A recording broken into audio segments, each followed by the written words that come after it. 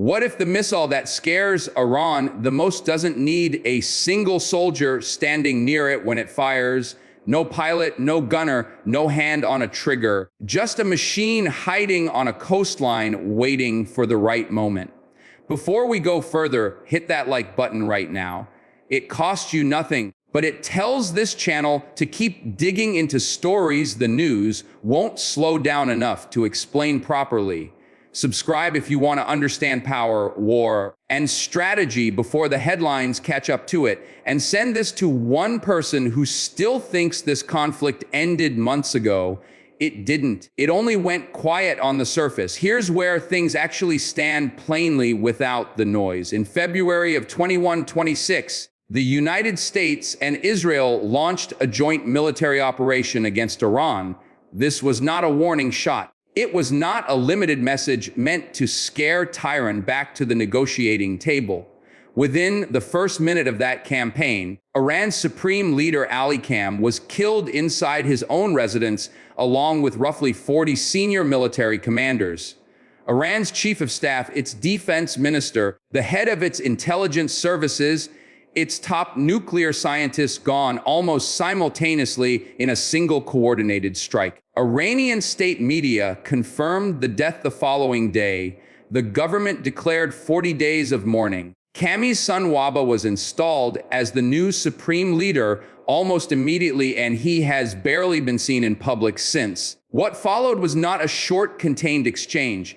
Iran fired back with one of the largest barges the region has ever had to absorb. Qatar alone was hit with more than 200 missiles and close to 90 drones, along with an attack involving fighter jets. Saudi Arabia took dozens of missiles and hundreds of drones. Jordan absorbed over 200 projectiles. Oman's ports at Salalah and Duqm were struck directly. Turkey, a NATO member, had to shoot down Iranian ballistic missiles crossing into its own airspace more than once, forcing NATO to move additional air defense systems into the country as a precaution. This is not a skirmish you have to remember from a news alert months ago. This is a live regional war, and it is still unfolding right now while you're watching this video. By April, the United States had gone further and imposed a full naval blockade on Iran's own coastline and on the Strait of Hormuz itself. The narrow stretch of water that carries roughly a quarter of the entire world's seaborne oil and about a fifth of its liquefied natural gas. Ships have been seized. Tankers have been turned back. Iran has responded in kind, grabbing foreign cargo vessels of its own in retaliation. And the economic damage inside the country has become impossible for anyone to hide anymore. Rice prices are up roughly 60% since the war began. Beef prices have climbed around 150%. Iran's currency has lost about half its value in a single year. Well over 1 million jobs have disappeared, according to Iran's own labor ministry. The International Monetary Fund now expects Iran's economy to shrink by more than 5% this year, with inflation approaching 70% by December. This is a country being squeezed from almost every direction at once on the battlefield, on its coastline, and inside its own economy. And squeezed countries rarely just sit quietly and absorb it. They look for cracks. They look for leverage wherever they can still find it.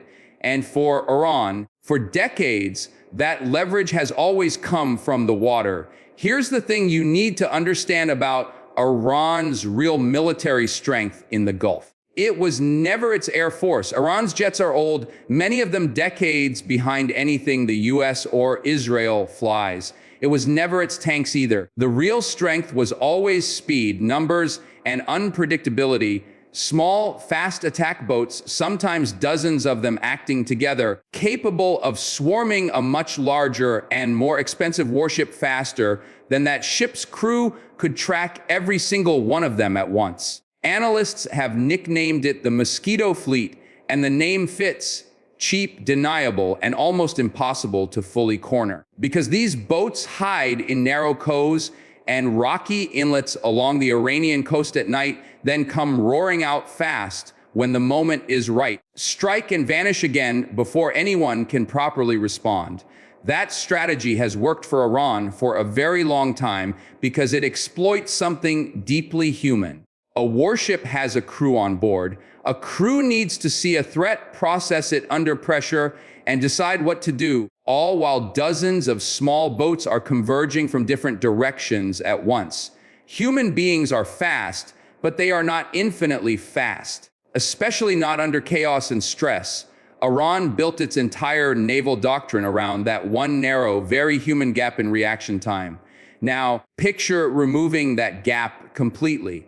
Picture a weapon on the other side of that equation that never blinks, never panics under pressure, and never even needs to see anything with human eyes before it commits to a target. That's exactly the direction American military planners have been quietly moving toward.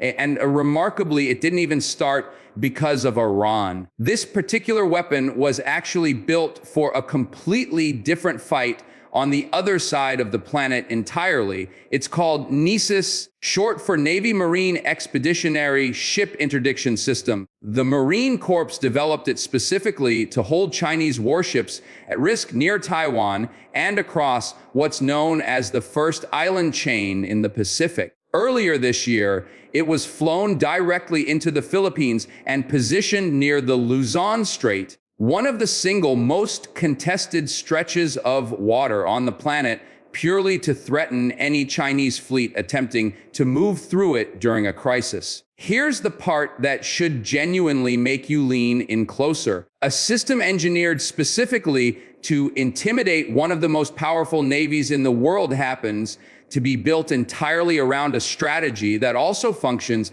as close to a perfect answer to Iran's Mosquito Fleet doctrine. The exact same underlying idea that pressures Chinese destroyers in the Pacific translates almost effortlessly into pressuring small, fast Iranian boats hiding along a completely different coastline thousands of miles away. So let's actually look closely at what this system is, because once you understand how it works, you understand exactly why it changes the entire equation for anyone trying to hide boats along a coast. Its center sits a launcher with no human crew inside it at all. It rides on a stripped down military vehicle chassis, the kind of vehicle normally used to carry troops into combat, except this one has had its cab completely gutted and replaced with 2 missile canisters where a driver and passengers would normally sit. It's remote controlled. A single Marine sitting somewhere far away and completely out of danger can drive it using something close to a video game controller or set several launchers to autonomously follow a lead vehicle across rough, uneven terrain without anyone touching the wheel. And the entire operating concept is built around what the Marine Corps openly calls scoot and shoot. Move quietly into position under cover of darkness, fire, relocate immediately to a new hidden spot, and vanish before an enemy can even work out where the shot actually came from. The whole launcher is compact enough to fit inside a single military transport plane. That means no massive bases required to deploy it. No giant slow buildup that satellites could spot weeks in advance and warn everyone about. A handful of aircraft could quietly move several launchers into position along an entire stretch of coastline in a single night, hide them among rocks, trees, or dunes, and simply wait. No warning flashes, no visible troop buildup, no obvious signature at all. Just quiet presence hidden completely until the exact moment it no longer needs to be. And the missile actually riding inside those canisters is where this gets genuinely unsettling to think about. It's called the Naval Strike Missile, built by Norway's Kongsbergs. Together with a major American defense contractor, it carries a warhead close to 400 kg. Its body is shaped very deliberately to avoid showing up clearly on enemy radar. It flies at just under the speed of sound, hugging the contours of hills and terrain, changing direction mid-flight to avoid predictable paths before dropping down to skim just above the surface of the water the very moment it crosses over open sea. That flight profile alone makes it one of the hardest weapons in the world to intercept, because most air defense systems are built and trained to catch something arriving from high altitude in a mostly straight line, not something crawling low across the waves until the very last few seconds. But the part that should genuinely unsettle you isn't even the flight itself. It's the final few seconds before impact. This missile doesn't rely on a laser to find its target. Nobody has to hold a beam steady on a moving ship while sitting exposed to potential return fire. And that distinction matters enormously because laser-guided weapons carry a well-known weakness.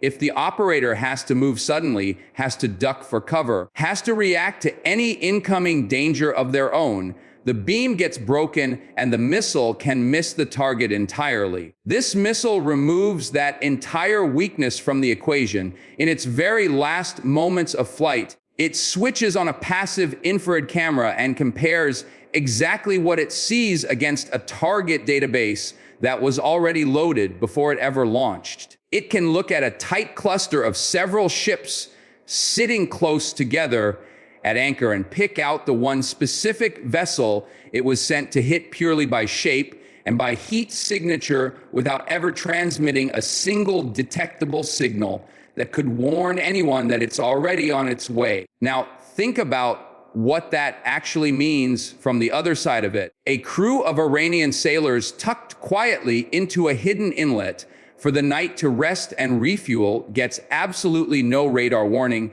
because the missile never radiates anything for their systems to pick up. They get no laser dot to spot on the hull because there simply is no laser involved anywhere in the process. The missile has already been flying silently for miles by the time it finally arrives, and in its very last seconds, it isn't guessing which boat in the cluster to hit.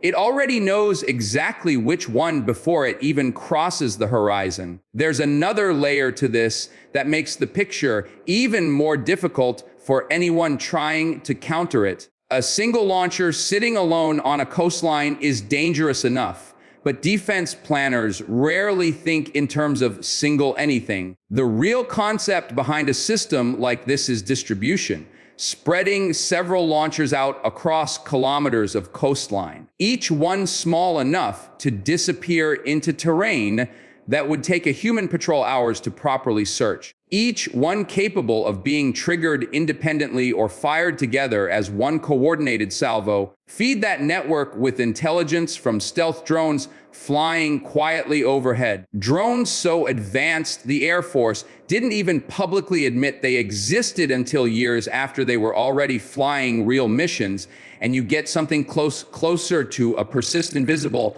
net stretched across an entire stretch of water rather than a single isolated threat sitting in one place. Add satellite tasking on top of that, and by the time any missile actually fires, the target has usually already been identified and confirmed by 2 or 3 completely separate systems that never had to get close enough to be shot at in the first place. Now, this is a good moment to pause and be completely honest about something, because it matters. Right now, there is no confirmed public deployment of this exact system into the Gulf, specifically to target Iran. What we do know clearly and on the public record is that the system exists. It works. It has already been moved into a live, tense confrontation zone once in the Pacific, and defense analysts have openly pointed out that the same underlying doctrine built to contain Chinese warships fits Iran's small boat threat almost perfectly. The pieces are all sitting on the table.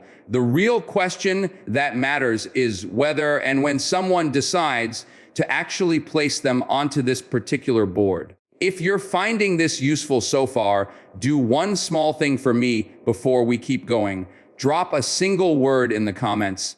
Just type Hormuz so I can actually see how many of you are tracking this story in real time as it develops. It genuinely helps this channel more than you'd think, And I promise you, I read every single comment that comes in. Let's talk about why uncertainty itself becomes a weapon here, because this is the part that most casual news coverage completely misses. Deterrence doesn't actually require every single launcher to fire a missile. It only requires the other side to genuinely believe that any given launcher at any given moment might. That belief alone is powerful enough to change behavior on its own. If Iranian commanders can no longer be certain which exact stretch of coastline is being watched, which quiet inlet has already been mapped in detail by a drone flying silently overhead weeks earlier, which specific boat has already been logged, photographed, and tracked, then every single deployment decision becomes a gamble instead of routine. You don't need to sink every boat to fundamentally win this fight. You just need every crew wondering every single night whether tonight is the night their particular boat gets picked out of the crowd. And none of this pressure is happening in isolation, disconnected from everything else. It's landing on Iran at the exact same moment as an economic siege that keeps tightening week after week. On August the 20th, the United States Treasury Secretary publicly announced that fresh economic measures against Iran and against companies with commercial ties to Iran would be unveiled within days, stacked directly on top of the maximum pressure campaign already choking Iran's oil exports through the ongoing naval blockade. Buyers of Iranian oil are already facing what one senior energy analyst bluntly described as virtually no new available supplies for the coming months. China, historically Iran's single largest oil customer by far, has already cut its imports by more than a third in just 1 month alone. The United Arab Emirates has begun rolling out its own trade and financial restrictions on Iran in parallel with Washington's measures, tightening cargo flows even before the newest round of sanctions officially takes effect. And this isn't just an abstract story about missiles and coastlines far away. It reaches directly into ordinary life everywhere else, too. When roughly a quarter of the world's seaborne oil has to pass through a single narrow strait that's currently sitting inside an active war zone, the effects don't stay contained to that ranging. Every serious disruption there ripples outward into fuel prices at gas stations thousands of miles away, into shipping costs for everyday goods, into the kind of quiet inflation that shows up on a receipt long before anyone explains why. That's part of why the story matters, even if you've never once thought about the Strait of Hormuz. The water that carries a huge share of the planet's energy is currently the most contested water on Earth. Picture the position Iran's leadership is genuinely in right now, stripped completely of the usual rhetoric surrounding it. Its longtime supreme leader is dead. Its most senior military commanders were wiped out in under a single minute on the opening day of this war. Its economy is actively shrinking while prices for basic food staples have soared, and its own currency has been cut roughly in half. Its primary coastline strategy, the one built patiently over decades around small, fast boats and swarm tactics, is now facing a completely new kind of opponent that removes the one advantage. That entire strategy always quietly depended on ordinary human reaction time. That is simply not a country negotiating from a position of strength. That is a country running out of usable levers to pull one at a time in full public view for the entire world to watch happen in real time. But here's the part that should genuinely make you sit up a little straighter, because it cuts in both directions at once.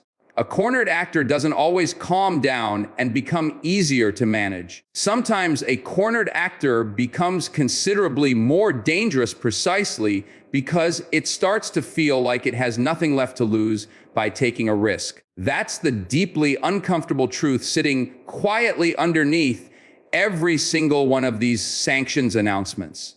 The tighter the economic pressure gets, the more tempting it naturally becomes for Iran to reach for unpredictable, deniable action instead of open, declared warfare. The kind of move that's genuinely hard to trace back cleanly and hard to retaliate against without ambiguity. A strike on a tanker that nobody officially claims responsibility for, sudden pressure applied through a proxy group operating hundreds of miles away from Iran's own borders.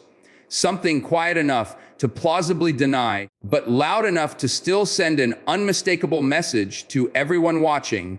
And that exact kind of message has already been sent more than once. Houthi fighters, Iran's most active regional partner, have already claimed strikes on multiple oil tankers since the blockade first began, hitting vessels out in the Gulf of Aden and further into the Arabian Sea. Whether every single one of those specific claims turns out to be fully accurate almost doesn't matter here. The real point is what they are deliberately signaling to the wider world. Iran and its allied network want everyone watching to know that they can still reach out and touch global shipping lanes even while they're pinned down and struggling badly at home. There's also a quieter front to all of this that rarely makes the evening news at all, and it might matter just as much as anything happening on the water. Reports have surfaced in recent months describing attempts by Iranian-linked hackers to probe and disrupt critical infrastructure in countries thousands of miles away from the actual fighting,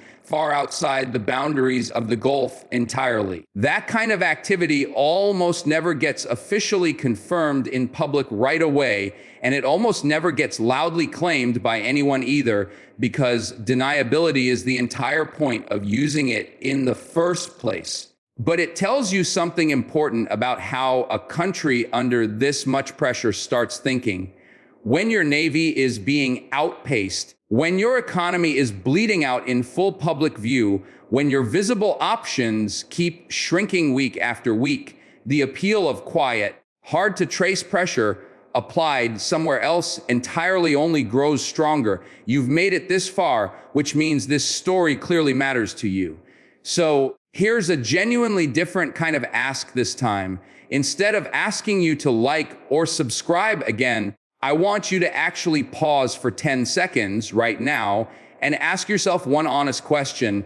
If you were advising Iran's new leadership tonight, would you double down on the old strategy, or would you abandon it completely for something far less predictable? Sit with that for a second, because the answer probably isn't as obvious as it first sounds, and it's exactly the question Iranian commanders are wrestling right now tonight along their own coastline. So here's the real question worth sitting with carefully. If Iran's oldest and most reliable naval strategy genuinely stops working the way it used to, does that actually calm the wider region down, or does it just push Iran toward messier, harder to predict, harder to deter behavior instead? Removing one single tool from someone's hands doesn't automatically make that person peaceful. Sometimes it simply forces them to reach for a completely different tool instead, one that's considerably harder to see coming until it's already too late.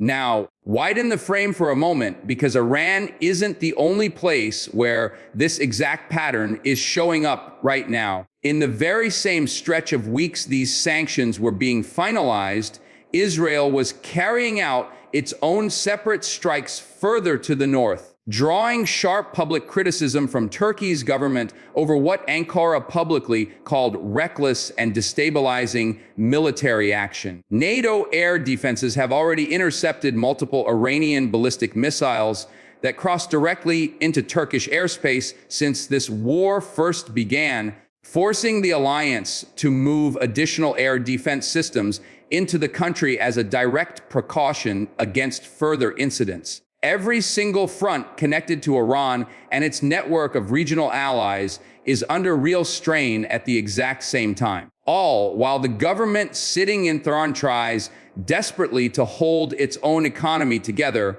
with a rapidly shrinking set of available tools. This is what genuine sustained pressure actually looks like when it isn't neatly packaged into one single dramatic headline for you to scroll past. It isn't one missile strike that suddenly changes everything overnight. It's a dozen smaller pressures all landing within the very same stretch of weeks. A naval blockade steadily choking off exports, sanctions specifically targeting shipping and banking networks, a brand new supreme leader who has barely been seen in public since quietly replacing his own father, regional allies quietly restricting trade in careful parallel with Washington's own measures. Every one of these individual pressures is fully survivable entirely on its own, stacked together, one on top of another. They start to look like something a country simply cannot outlast forever. And that brings us directly to the honest, still unresolved question sitting right at the center of all of this. Because nobody currently has a confident answer to it, and anyone who claims they do is simply guessing out loud. Does Iran, cornered economically and clearly outpaced militarily, choose to escalate anyway, betting everything that unpredictability is the only real leverage it has left? Does the ongoing blockade eventually force serious negotiations that genuinely hold this time, unlike previous failed attempts? Or does one single incident out on the water, one seized tanker, one miscalculated warning shot, one small boat that wanders just a little too close to a launcher nobody ever saw coming, tip the entire region back into open large-scale war? There's an even bigger question sitting quietly underneath all of this too, one that reaches far beyond Iran alone. If a weapon originally built purely to intimidate the Chinese Navy in the Pacific can be understood this clearly, this quickly as the answer to a completely different threat on the other side of the entire world. What does that actually tell you about how modern military planning genuinely works now? It isn't slow anymore. It isn't built around one single fixed enemy for an entire decade at a time. It's flexible by design. It's built specifically to be picked up, repositioned, and plugged directly into whatever crisis happens to be burning hottest at that exact moment. Iran might simply be the current test case for that broader idea. It will almost certainly not end up being the last one. Somewhere along that coastline tonight, an Iranian commander is looking out at the very same boats, the very same familiar coast, the very same strategy that has reliably worked for his country for years, and quietly asking himself an uncomfortable question he can't fully answer yet. Does any of this still actually work against an opponent that doesn't need to see him with human eyes to find him? Doesn't need a single human being anywhere near the trigger, and has already built an entire strategy specifically around the one narrow gap Iran has always relied on to survive out there? Whether that question ultimately gets answered through quiet negotiation, through slow economic collapse, or through the next sudden spark out in the Strait of Hormuz is still completely unwritten even tonight. Wars rarely end cleanly with one signature on a piece of paper somewhere. Sometimes they simply change shape quietly instead, shifting from open, visible strikes toward a slower, colder, more patient squeeze until one side finally runs out of room left to keep absorbing it. History has a habit of repeating this exact pattern in places we least expect it. A powerful established force develops a new advantage. A cornered, weaker force responds not with surrender, but with improvisation, with unpredictability, with whatever tool is still left in the box. Nobody watching from the outside ever fully knows in advance which of those two forces adapts faster. That's precisely what makes the next few months in the Gulf genuinely impossible to script in advance, no matter how confident any analyst sounds on television. What we genuinely do know right now, without any guessing involved, is this: the blockade around Iran's coast is real and ongoing. The sanctions keep tightening further with each passing week. The old naval strategy that made Iran genuinely dangerous in these waters for decades is now running directly into a form of warfare it was simply never designed to face. And the country sitting at the very center of all of this is running out of comfortable choices considerably faster than most casual observers currently realize. And maybe that's the real lesson sitting underneath everything we just walked through together. Power doesn't always announce itself with a loud explosion or a dramatic press conference. Sometimes it shows up quietly in a contract, in a supply flight landing at night, in a launcher with an empty driver's seat waiting patiently in the dark for a target that doesn't yet know it's already been chosen. The loudest part of this war is the part everyone already saw on the news months ago. The part that will actually decide how it ends is happening far more quietly than that right now, while most of the world is looking somewhere else entirely. If this kind of story genuinely matters to you, the kind that explains what's actually happening underneath the headlines instead of just repeating them back to you a day later, then this channel is exactly the place for that. Don't just watch and scroll away this time. Hit subscribe, tap the little bell so you don't miss the next one, and leave a comment telling me what you think happens next in the Gulf. I read them, I reply to them, and honestly, some of the best angles on this channel have come directly from what you all point out down there. I'll see you in the next one where we go even deeper into what happens when a cornered nation finally runs out of quiet options.